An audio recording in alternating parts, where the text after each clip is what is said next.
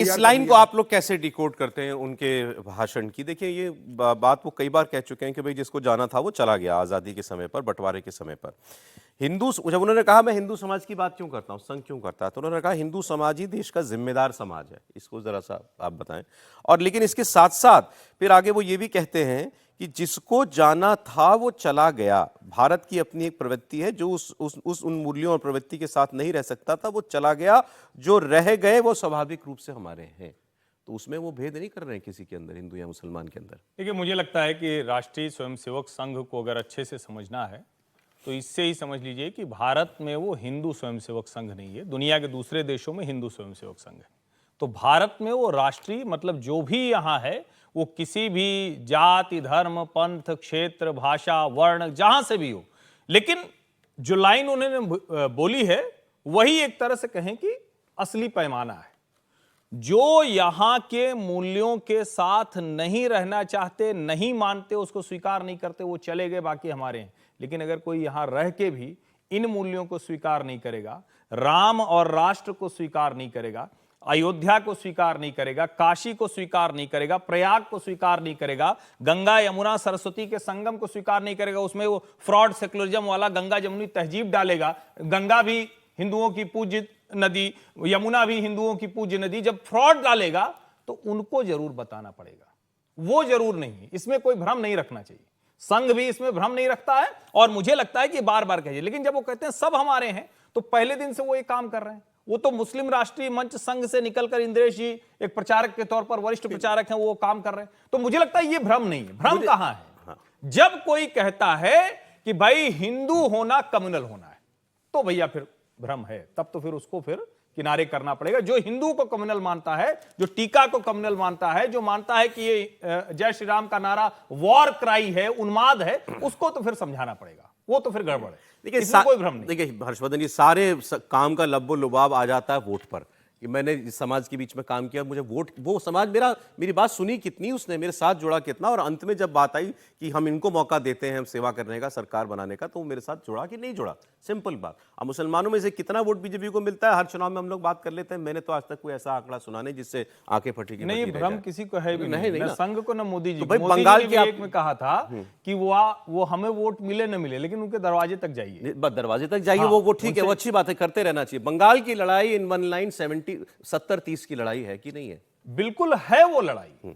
और उस लड़ाई को आप यूं भी समझिए कि ठीक है, आज के समय में हम लोग जिसको कहें कि थोड़ा सा चुनाव एक लोकसभा वाला हुआ, उसमें भारतीय जनता पार्टी की सीटें कम आ गई, तो हमें ऐसा लग रहा है कि सब कुछ बदल गया। लेकिन ऐसा नहीं कि सब कुछ बदल गया। संदेश खाली एक दिन होगा, एक दिन नहीं होगा, खत्म हो जाएगा, ऐसा थोड़ी ना होता है।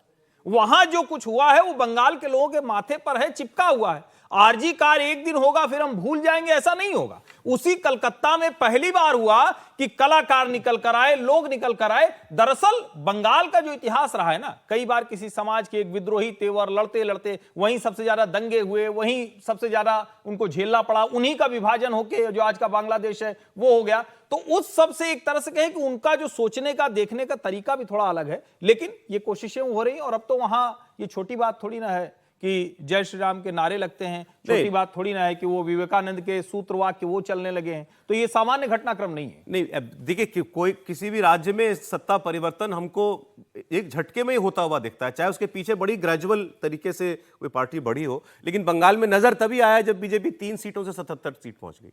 दिल्ली में तभी नजर आया जब वो 3 सीट से 48 सीट पर पहुंच गई। अभी साल भर है अभी, लेकिन बंगाल में वैसा कोई फ्रेम बन रहा है?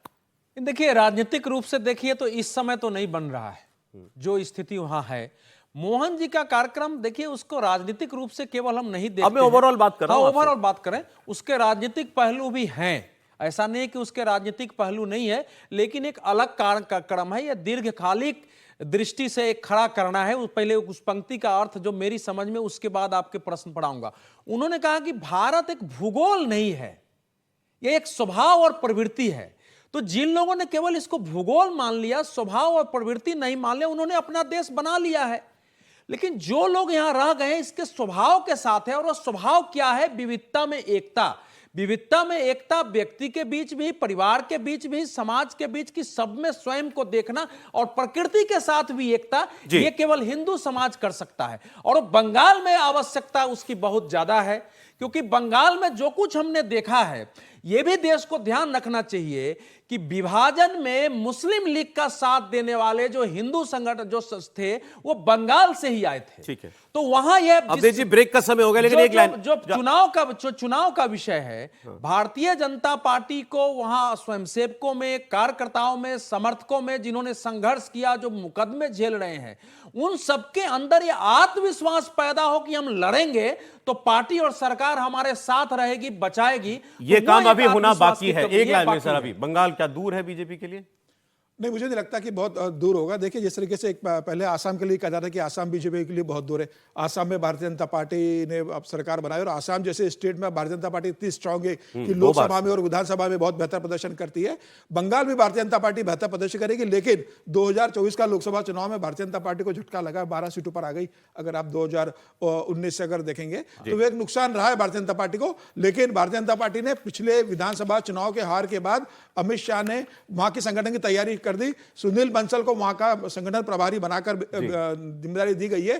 तो जमीन पर भारतीय जनता पार्टी कर रही है, संघ भी अपने स्तर पर काम कर रहा है। संघ और भारतीय जनता पार्टी के स्वयंसेवक मिलकर, मुझे लग रहा है अगले चुनाव में जैसे ये सर्वे वाले लोग ट्रैकर देंगे। चला के रखते हैं, हम लोग को भी ट्रैकर चला के रखना चाहिए अब से आने वाले जो बड़े चुनाव है, उनमें बंगाल का चुनाव भी है।